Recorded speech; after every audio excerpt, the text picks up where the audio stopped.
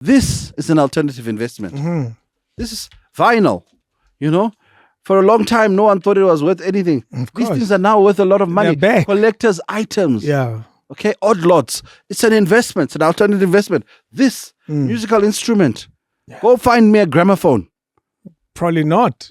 Can't. eBay where you have to bet for it. Yes, but I can find gramophones, Soweto, put them on eBay, sell them to England. When all of us go for safety, we create opportunity for those who dare to dream. King David Studio Podcast. We have with us Gerald Mwandiambira. He's a wealth expert, and today he's going to share with us a question that most people have. Do you invest? Do you save? Everybody tells you about investments and things like that. It's a world that's slightly tricky. Do you buy things cash? Why would you want to buy something cash? They say credit is king. Qualifying for credit, all that world, it's a maze. Are you well? I'm good. Good to be back. Thank you again. It's such a pleasure. Wealth, creation of wealth is something that you've defined very clearly. We are always told to invest. We are always told to save. There's always this encouragement that South Africans don't save. We don't have a culture of saving. Let's talk about saving as a concept. Is it necessarily a good or bad thing? Look, I think saving is a natural skill we use for human preservation. So if you consider, human history and the African Commonwealth, where we were before Van Riebeeck and crew, of course, we were saving. They didn't discover this. No, they didn't discover saving or teach us how to save. We had a granary where we kept our grain. We had livestock, which we used as a currency for trading, bride price. Yeah. We had miners where we got our gold and stones. So saving is not new. Saving is really preparing ourselves for an uncertain future. Okay, so the reason we kept the grain was because droughts happened. The reason we kept the livestock is because we needed the meat as well. Of course. So that's not new. The current regime of saving is, however, that a bit corrupted. Okay. Because we are saving in one thing, which is cash. Okay, and we are prescribed to hand it over to other people. Okay, and save in inverted commas, and we saving by creating wealth for others. So when they say save money by buying shares in someone else's company, they are taking your money, using it to make more money for themselves so that tomorrow you can come back, get your money. Okay? Well, you'll get it slightly more. Slightly more, yes. But that's, to me, not the true essence of what saving should be. Okay. Saving should be goal orientated. So if you have a goal to do something, save for that. And when you finish saving for that, move to the next one. You can't perpetually save. Just because. That's the problem. Yeah. And that's what the system is teaching us, to perpetually save just to know that you're saving. No, every saving has a goal. And once that goal is achieved, you either review the goal, you consume the savings, or you move on to the next level. Okay? We seem to have the inability to save, though. Even the wrong saving it's not so bad. It's still better than not saving at all. Unless I beg to differ. Okay. I think we save for what we want. When women were wearing the hair pieces, which are 5,000-6,000, they find the money somehow. Yeah, it's saved. Somewhere. Yeah. When a guy wants this girl and he wants to take her out, he makes it happen. So we can save if we want to. I think where we are struggling is setting goals which inspire ourselves to save. Yeah. Because saving is experiential. You have to experience saving for you to do it again. Otherwise, you're just doing it. Hence, when you start saving perpetually, you don't enjoy it. It becomes grudge. I'm saving for retirement. So until the day I retire, I haven't enjoyed my saving, which is why I always say to clients and people I give advice, set a short-term savings goal. Go on holiday to that hotel you've always wanted to at the end of the year. Yeah. Because once you've done that, you realize there's power in saving. And then you also start being able to set different goals for saving. Yeah. So in essence, when we don't have a culture of saving, I think it's more, we don't have a culture of setting realistic goals, because you can also frustrate yourself by saying, I want a Porsche by the end of the year. Yes. It's not going to happen. It's not realistic. No, because your means are capped at 30,000. at 30,000. So how are you going to drive that Porsche? That's just an unrealistic goal. So one, saving has to be a realistic goal. Two, it has to inspire you to want to do it. So we do that, and then we'll start to build that culture. Let's set the small goals. But yes, in general, South Africans don't save. We are consumers. And that's because we have been conditioned to be consumers. Remember, I have a podcast series and a YouTube channel called What They Don't Want You to Know About Money. Okay, I use the letters. If you Google What They Don't Want You to Know About Money, it's simply saying that there are people who don't want you to save. Because they're happy to see you. They're happy to see. Because once you start saving, you can start being able to invest. Because there's layers. Saving is the bottom layer of existence. Which is basically saying that if something happens, I'm okay. Yeah. Rainy day. Rainy day. Yeah. They call it the emergency fund. A financial planner will say, save 6 months' salary. That's your emergency fund. Yeah. Most people never get it. They're still saving. Yes, that emergency fund. Yeah. Once you've done the bottom layer, then you go into investing. Because investing takes time. You need to vest. Of course. So you can't be investing when you don't have saving. Okay? But because most people are guilty for not saving, they jump straight to investing. They're trying to speed up their they want a shortcut. So instead of waiting 5-10 years for the shares which you bought to increase in value and you can sell them, because they know they've never saved, they rush there. But in 2 years' time, they need the money back. Okay? For something that's happening in the family. Then they've lost money, and then they say, this thing doesn't work. Yeah. No, it works. Because you didn't let it vest. You didn't let it vest, and you didn't follow the right process. So the first process is you need to first save. Okay? And then once you've got a bit of savings, then start talking investing. Okay? And when you invest, there's two things you need to understand. That every investment has two characteristics. One is capital appreciation or growth. Yeah. And the other feature of every investment is income. Okay. So any investment has to show capital appreciation or income or both. Okay. So when I buy that share, capital appreciation growth, my share price goes up. That's it. The income is they give you that measly 2% dividend every year. That's generally what happens at a bank. That's investing. Yeah. Okay. But we don't need to be complicated. You can do it with the chicken. Chicken gives you capital appreciation, the value as it increases. Gives you, yes. And I can sell it. Yeah. That's my capital appreciation. Income, if I keep it for long, it can give me eggs. That's it. Okay. Cow, same thing. Meat. And it can multiply. Capital appreciation and growth. Income, I can have milk. Okay? So we need to realize that it's not complicated. Any investment, just ask yourself that question. Does it give me both or does it give me one? Sometimes you want an investment which just gives you income. Okay? Because sometimes you want income because you want to escape poverty. The poverty escape velocity needs income. That's it. Not capital appreciation. Okay? It needs cash. It needs cash. Yes, liquidity. Yeah. Okay? But then sometimes you want to build a legacy. I want to leave generational wealth. That's not income. That's capital appreciation. That's buying pieces of land. That's buying properties, which I know in 30 years' time when the next generation is matured, they will enjoy the usufruct or use of those assets. And those assets, because they've increased in value, they can also now start generating income for that generation so that they can permanently escape from poverty and never have to work.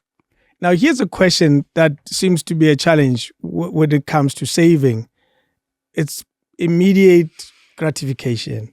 We're trapped in that world now where you want it now, you want to enjoy it now. Because saving has a lot to do with patience as well. You're talking about saving for a goal. Even saving for a goal requires a bit of patience. Well, there's a bit of patience, but you can save something for a month. You know, what I always tell my clients who are still, breaking the shackles of slavery is that every month buy something to represent that month. So when I come to you and I say, David, January, you say toaster. February, cutlery. Yeah. March, Table. Table. There's something. Yes. Because I'm teaching you to accumulate. Yeah. The things will get bigger as you get better and as you start to understand what you're actually doing. Whereas most people, I can tell you the last 2 years and I say, name something every month which you bought. Nothing. Dololo. But, devil's advocate, they've been saving. Well, if they have got cash, then they can say I've got cash, which has been saving. Yes. But most people don't even have that. Don't even have that. Yeah. Most people will tell you the only saving they have is compulsory saving because it's part of your basic condition of employment from the master who forces you to save into a pension and provident fund. You never chose it. No, you didn't. You didn't choose master it. It's like a tax. Yeah, it is. It's not. I didn't choose. So to me, saving is about control. Money is about control. Nothing wrong with a pension, provident fund, or retirement annuity if you're in control. That's it. But if you're not, it's something else. But how I can define and find out if you're in control, I'll ask you, what's the end goal? Because for me to save for R1 million in 40 years' time, I need to know how much I need to save today and factor in inflation and factor in, the loss of value of that money and know how to save now. Most people save, as you said, blindly. Yeah. Iloto. Your retirement is not a lotto. I can work it out to precision to the day you retire, how much you will get if you save a certain amount today, expecting a certain return. Is it ideal to save it via the channels that have been created, like retirement annuities that exist everywhere with so many of them? Or you can come up with your own creative solutions? I think you can come up with your own creative solution. So the absolute basic is do the compulsory one because you're too lazy to think beyond that. But if you're smarter, there's other ways you can save and create a better return in the future. Yeah. Okay. So for example, if you got R1 million today and you're retired today, your life assurance company will pay you maybe 3,000 or 4,000 rand for the rest of your life. From R1 million you've saved. If I asked you, David, right now, if I gave you R1 million, can you make more than 3,000 or 4,000 a month? Yes. Sure, I can. You go build a room. Absolutely. And you build your 10 rooms. They're charging 2 grand. I've already am making 20 from that same R1 million. But the choice you make is, am I adventurous enough to want that? Or am I happy enough to work with the simple solution? So these are some of the conversations everyone should have with a financial planning professional to say how they call it, what's your investment appetite? What's your risk appetite? True. So everyone has different risk appetite. Problem is because when we're not thinking, we're all lumped into the lazy man's taxi, which is the retirement annuity. And then when we retire, we're frustrated, thinking we have been cheated. But you were not cheated. It's simply that we didn't ask. And sometimes we didn't work with people who were interested in wealth creation. They were interested in earning their commission and they were happy. Is saving Goma room, hypothetically, versus investing with all these giant investment wealth management companies, and because the rooms are an unknown world just as much as this. If you had R1 million using that, going back to that example. I'll choose the rooms. Tell me why. Because I understand them. I understand that my people need accommodation. I understand the type of accommodation they want to stay in. If I give it to them, they'll pay it and I'll collect rent. Do you understand Satrix? Do you understand the fees behind Satrix? Half. Do you understand the asset manager and the asset allocation and who's actually making the money? Do you understand the kickback Satrix or the company Easy Equities you're investing in is making? There's a whole network happening behind your 300 rand a month. That I keep giving people feeding. Yeah. It's not that they take 300 rand, they put 300 rand for David. No, they take 300 rand, they put 300 there. Their asset manager takes his share. Ubanibadi takes his share. Ubanibadi takes his share. They end up investing 152 rand. But you thought you put in 300. Of course. Okay. So if I build my rooms, I know I put in 300 rand because I bought bricks for 300. So it's about choice. But to me, it's also about how willing are we to learn and understand. Because I tell clients, go for investments you understand. I am more than happy to help you do a chicken farm or a piggery because that's what you understand and you're okay with it. And don't let anyone look down on it because to me, pigs give you a 400% return per annum. Jeez. One pig is going to give me 4 piglets minimum. Yeah. So, hey, how are you going to come and tell me that I must invest in a share which on a good year might double in price? You're saying that the traditional investments that we always hear about are not necessarily it's not the end of the world. Option. Yeah. There's a whole world of alternative investments. Alternative investments exist everywhere. This is an alternative investment. This is vinyl, For a long time, no one thought it was worth anything. These things are now worth a lot of money. They're back. Collector's items. Yeah. Okay, odd lots. It's an investment. It's an alternative investment. This musical instrument. Go find me a gramophone. Probably not. Can't. eBay will where you have to bet for it. Yes, but I can find gramophones, Soweto, put them on eBay, sell them to England. It's worth something. That's it. An old piano. Alternative investments are all around us. Coins. Old coin Jaya Gogo. Go look inside there. There could be one coin which can change your life. So alternative investments is just realizing that anything that has a market, i.e. someone who is willing to buy it, is an investment.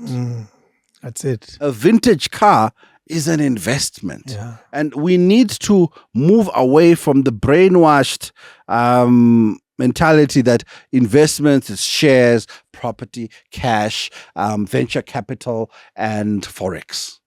No. And are we getting more and more caught up in that world as the middle class who think I know these things?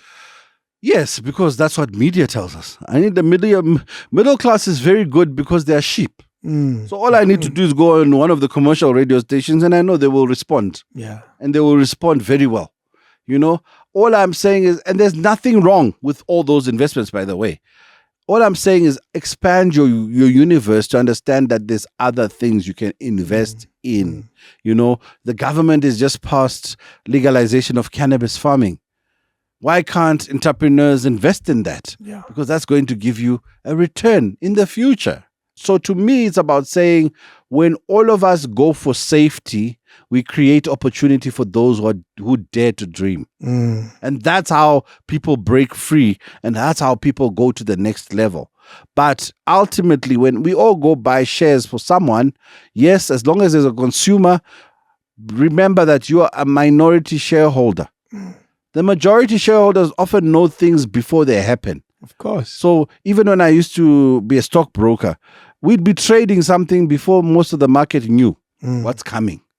We'd know Bariman is about to resign and that company is doomed. And we're selling. Yes, you're selling. But for me to be able to sell, guess what? There's someone who's buying. Yeah. So who's going to lose? Who doesn't have the information is the one that's buying. Yeah. Information is power. Yeah. There you go. Hence why a stockbroking floor has got a Bloomberg terminal, a Reuters terminal, and everything's about news. It's about news because you want to be ahead of the curve. So investing in such investments is you're always behind the curve and you'll still make your money.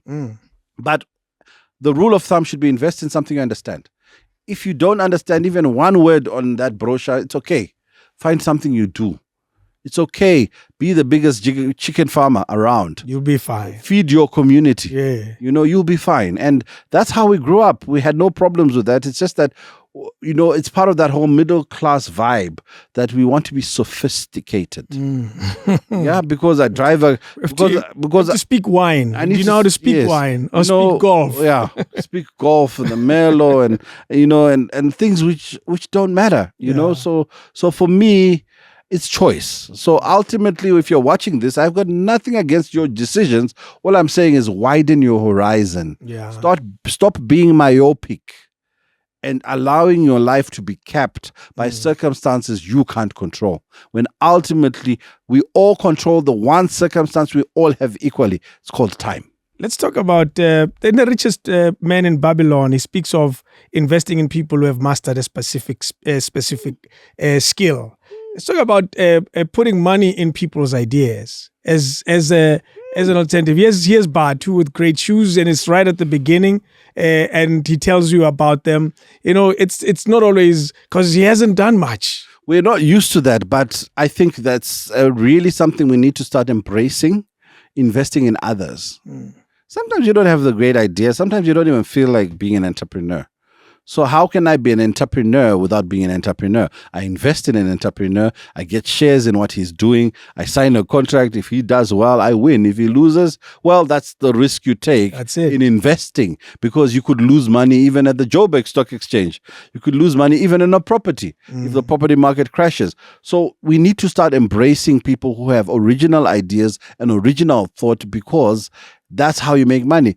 I think there's a guy who started Apple who was asked to invest with Steve Jobs, and he walked out. Yes, early days. There's always the guys who walk out early days and they end up regretting. I could have. I was part of that. You know, on the original pictures, I was there. You know, Boom Shaka, the original lineup. I was one of them. There was one of them who walked out and said, "I can be bigger." Of course. You know, Boys to Men, Mark Nelson. I walk out and he goes and he joins As Yet, but he could have been in Boys to Men. There's always someone. And he was the head, the lead singer. Yeah. So we need to identify our own opportunities. So invest in what you understand, truly. The way we love Satrix, the way we love the Joburg Stock Exchange, I will ask you, explain what a price earnings ratio is. Explain what a dividend yield is. Explain when a company goes ex-dividend, what does it mean? Explain what leverage is. Do you know how to read the balance sheet of the company you've invested in? Do you know who the directors are of that company? You have to. Because your money is in there. Your money in there. Yeah. You can't just say, I bought a cell phone network because they have cell phones. No. Who's managing it? Because they're actually accountable to you as a shareholder. Yeah. Do you attend the annual general meeting? Do you read the annual report? Annual report. If you're serious about investing, that's how serious you should be. Read with understanding. That's your money. Yeah. And most of us, we throw. And then we have the audacity to complain when things don't go our way. And say it's not working. It's not working. Yeah. That's advisor. He tricked me. Hey, bane. No. You chose that path. So follow it. Just like if I invest in chickens, I'm not just, unless I'm investing in someone who's going to look after them and nurture them, and I go and check now and again, I need to understand what I'm doing. So it's about that. I think that's an important point. In your saving and investing, follow your money and check on it. Check up on it. Are you okay, money? Are you making more children? Okay. When do we escape poverty, money? Okay, looks like next year will be okay. That's how we should be intimate with our money. Because, Angiti, as we said at the last time, David, you work hard. Yes. For the man. That's it. Who doesn't want you to know about money? Let's talk about a concept of compound interest. I hear it's the magic wand of long-term wealth. Help us understand it. Compound interest is quite simple. It's really when your money gives birth to more money and more money. And you don't eat. And you don't eat the children. You don't need to eat those children anymore. Yeah. It gives you what they call the passive income, which is the poverty escape velocity. Is it applicable in South African banking system? Can I have an account with the bank that will give me all that crazy amount of wealth? Never. No. You're not going to get rich in the bank account. Never. It's never going to happen. I'm saving. No. You're saving. When you put money in a bank, you give them money, right? And what they do is they give you 4 or 5% interest. Then they take your money. Then they build someone a house. They make, they charge how much percent on that house? They make maybe 10, 12%, double what you were making, okay? And if someone goes and borrows a personal loan, they lend it at 27%. Okay? You are getting 4%. Okay? What happens to the difference between 4% and 28%? The shareholders of the bank are the ones that are getting that money. Eating nicely. Okay? So that's what you need to understand, that certain investments will never make you rich. A savings account, current account, never. Ever.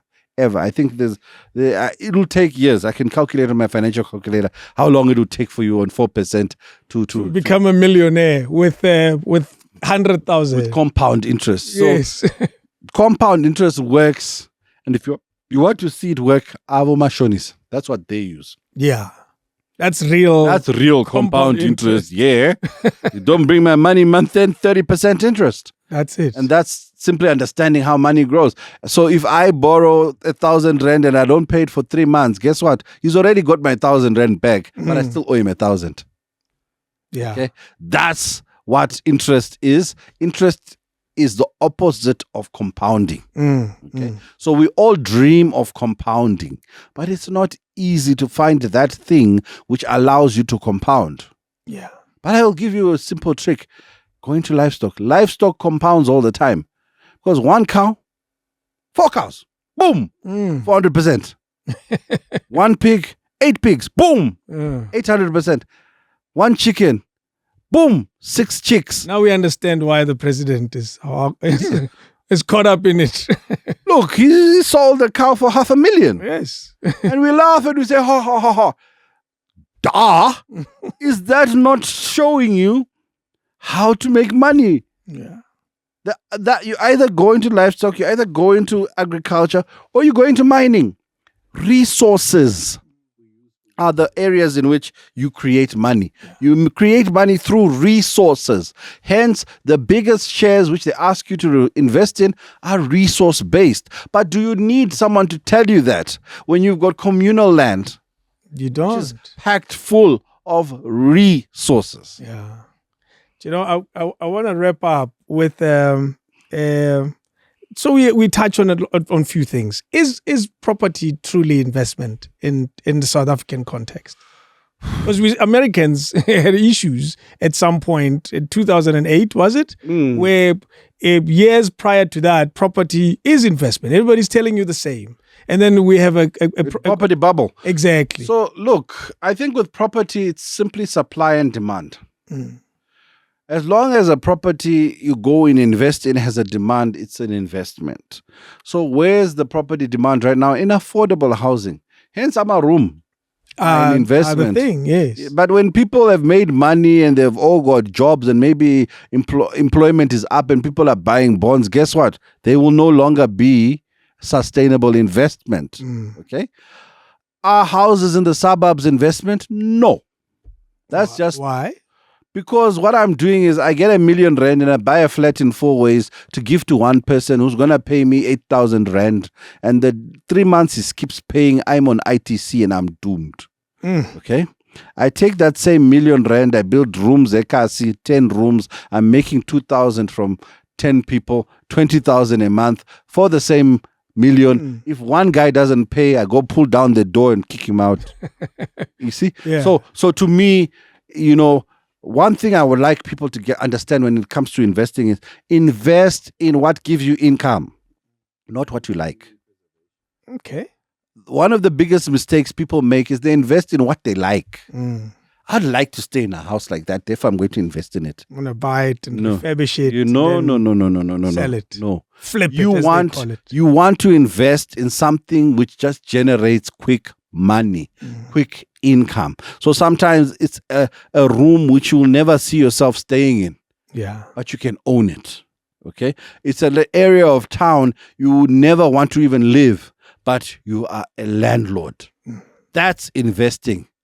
So our problem is we try and do things we like. Yes. And it doesn't work like that. Investing in storage units, you know, those are just basically garages. It's a thing now. It's a garage. They're everywhere now. And they're everywhere, but all those garages are full of people's stuff. Yeah. You know, why wouldn't I want to invest in a garage which probably took me 2,000 rand to build and it generates 400 rand a month? You know, containers were the craze a while ago when everyone was building, you know, takeaway or with containers. Yes. Ispaza, Yeah. with a container. You know, now the containers have evolved. Now they're building blocks of flats. That's it. With containers. They're building a housing with containers. So there's always ways you can invest. The thing about it is, you know, even a car park. Yes. You know, have you ever thought how much a more car park makes in a day? Interesting. There's car park buildings. You know, that's people park here and they go into that building. You think I've just paid 8 rand. Yeah. But how many of you have paid 8 rand an hour Jeez. in that day? And have you ever asked yourself who owns it? We don't always ask those questions. That's the question you should ask. Yeah. Because if I'm going to in something, I must know who owns it. Yeah. Yeah, because I'm investing there. My money is going to sit there. I need to understand, how am I going to benefit? Who owns it? And what you want to be is as close as you can to the owner, or better still, be the owner. We're talking investment. Tell me if there's anything we're missing. No, I think, it's a saying which a lot of people use on investment seminars, the eighth wonder of the world, what. Hey, guys, can I first ask you a question? Do you know what interest rate you need to be earning for compounding to work for you? Yes. That's what you need to understand, because there are certain rates of interest where no matter how much it compounds, you'll be dead before you enjoy it. So to me, I've done, let's say you compound at 10 or 12%. It's going to take about 20 years before the money starts doubling. Jeez. Yeah, but after 20 years, guess what, David? Doubles every year. Every year. Yeah. But it takes, so then there's something to be said about starting early. Yes. Hence, are you willing to vest for 20 years? And wait. That's for 10, 12% return. For 5% return, which you're getting in your bank account, guess what? Double that. 40 years before you can even start smelling. And that's when you've retired. So it's about, start early. Yeah. Start early. And the earlier you start, the more chance you have. So a lot of my clients, I say, I aim retire at 40. Because I know I'm going to have a happy client who retires at 50 if we miss the mark. And 50 is not bad at all. It's not a bad goal. Not at all. You know what I mean? So aim higher than you want to go for. Yeah. Hence, I always feel sorry for someone who's told save for retirement age 65. Do you know that by the time you're 50, your body starts breaking down? No, it's gone. There's a pain everywhere. Yeah, there's a chance you won't make 65. And guess what? Most of the compounding you're depending on happens in the last 10 years. So what happens if you only reach 55? Means nothing has happened. So therefore, these are some of the philosophies we need to have to always push ourselves to save early and see how we can move as quickly as possible. What are investment, and this is a general question, great investment opportunities right now in South Africa, using the philosophy and principles that you've just shared? What we've just come out of, we've come out of a pandemic, and I call it, you should listen to my podcast, I call it COVID the equalizer. Yeah. COVID was a beautiful thing because it made sure that everybody who thought they had money, everybody who thought they had saved, we are equal. 2 years later, we are all equal. Unless you own a cell phone network company. Unless you own a cell phone network company. Yes, where you happen to own a takeaway shop and people were eating from home. But for the vast majority, it was an equalizer. It was a leveler. And out of chaos comes opportunity. Of course. So suddenly the car which I had parked at home, I've seen Mr. Delivery come in a Mercedes-Benz because somebody understood that when they deliver food, they're getting paid 200-300 rand. You're so right. I saw a very nice Mr. Delivery as well. Yeah. And then we're like, hey. You had a child at the back. Yes. The child is... They're struggling. But no! They're eating. They figured it out. I'm sitting, my car is parked at home. I do 3 deliveries a night. I make 600-700 rand. 600-700 rand. Multiply that by a month. I've paid my car installment. It's parked. Yeah. Somebody's figured it out. So a whole industry has evolved. I'm surprised there's no one who's out there doing furniture for home offices. Because you can't be sitting on your nice dining room table and doing Zoom and Microsoft Teams as a middle-class person. I mean, middle-class need to have a proper office at home. So go get your corner desk, your L-shaped desk, your ergonomic chair. Nice background. And your green screen. That's a business. Yeah. And how would it work? Go ask one of these companies with all these home workers and say, aren't you tired of seeing people's dirty homes and things in their background? Let's buy green screens for all your staff so that when they're now on a professional Zoom, we all have consistency. I'm tired of being tortured by people's houses. Or tired of not seeing people's ears. Yes. Most of those backgrounds. Yeah, they disappear your ears and you're morphing. You know what I'm saying? So That's a business opportunity. Someone must explore it. Somebody's there. Or saying, let me sell ring lights to your whole company. So that I can see their dark faces. Because I'm tired of seeing these blurred black images talking. I can just see teeth. You know what I mean? I want to see my fellow plantation workers clearly. You know? So those are the things. That's an opportunity. You know? Did you see that little blink? Yeah. That's load shedding. That's load shedding. Yes. You know, it's getting worse. How can I get into the power game? How can I get into selling something to do with power? Power. And to me, we need to think outside those kinds of boxes because the equalizer created opportunity. Yeah, for everybody, really. So now you need to say, okay, that person who's middle class, who's sitting at home working for the man, what do they need? Okay, they're going to need takeout because they're not going anywhere. And then when they've gained weight, they're going to need a gym. So I can sell them gym equipment, or I can sell them healthy food after they finished eating the takeout, which made them fat, which I also made. So after I finished fattening you up, I flipped the script and now I'm selling vegan food. Oh, you sell both? I sell both under two different brands, you know. All these things. I'm selling them sneakers so they can run the Soweto Marathon. Okay, you know. So these are the things which come out of chaos, opportunity. And it's important, David, to realize that an investment is not millions. Yeah. That's another misconception because we all want millionaire overnight. An investment is anything that gives you more than you started. That's it. You know, and I would say... And sometimes it doesn't have to be a lot. No. My philosophy right now would be for anyone who's starting out to say, make 100 Rand a day. Let's see. Let's see if you can make 100 Rand a day. Consistently. Or 50 Rand continuously. Yes. That's how you start. You don't start by saying, I want to make 10,000. No. Start by making 50 Rand a day. Then in a week, you're now making 350. In a month, you're making 1.2. The next month, you double it, you know. And that's how you grow. That's how compounding can come to your rescue. Compound your earnings or ability, because then it becomes realistic. But this thing of I'm investing and I'm compounding, no. Compounding is directly related to your rate of return, which is your interest rate. And unless you're getting an interest rate which is significantly above 10 or 15%, you're not compounding. You're just investing. Yeah, you're going to grow your money, but it's not going to go to the levels where we want doubling. Where we want the doubling effect to kick in. So, you know, I think I'll do something where I'll show people how much you need to be earning to get that doubling as quickly as possible. So you can speed up the doubling. Yeah, you can. Depending on what you're putting in. It depends on what you put in, and you obviously have to go into a riskier investment. Yeah, you know, of course. Yeah. Do you know what? I think we've covered enough with investment. It's always a pleasure, Gerald, for you to come here and share all this information with us. I think what you do is important, and I'm hoping you'll make yourself available again when we now have. I'm a part of the show. Anytime you need it. I mean, my book's available. Just Google my name. Yes. Take a lot. Loot.co. We talk about money. Talk about what happens. What to do when your family member goes to prison. Because I'm black. I know all you people watching in the middle class know somebody in jail.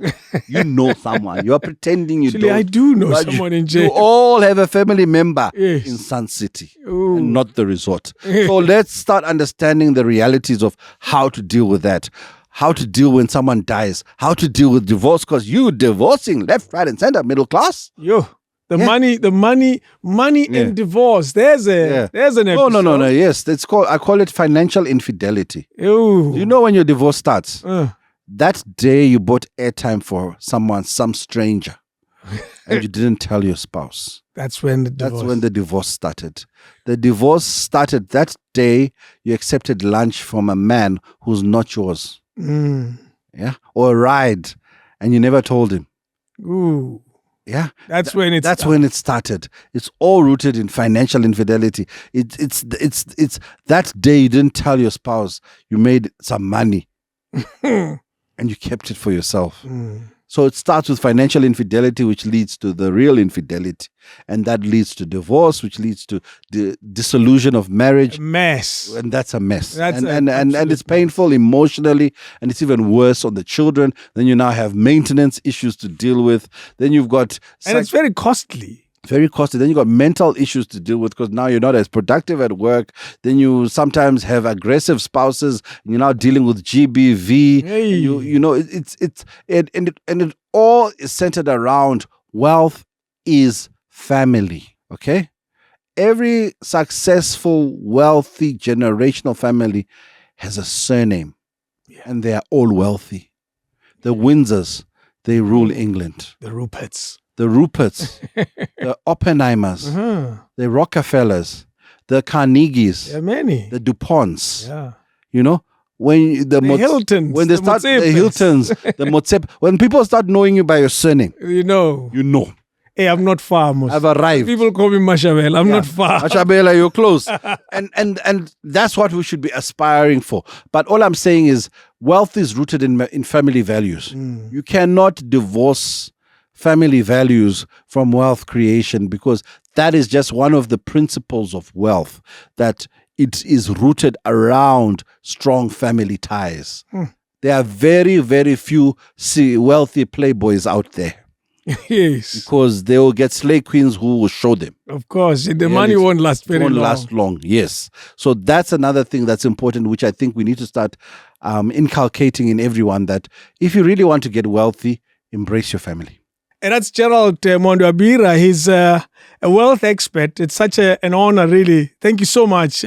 What you're giving us is unparalleled, something that South Africans need. And hopefully we'll do this again very, very soon. Thank you very much, Gerald. King David Studio Podcast.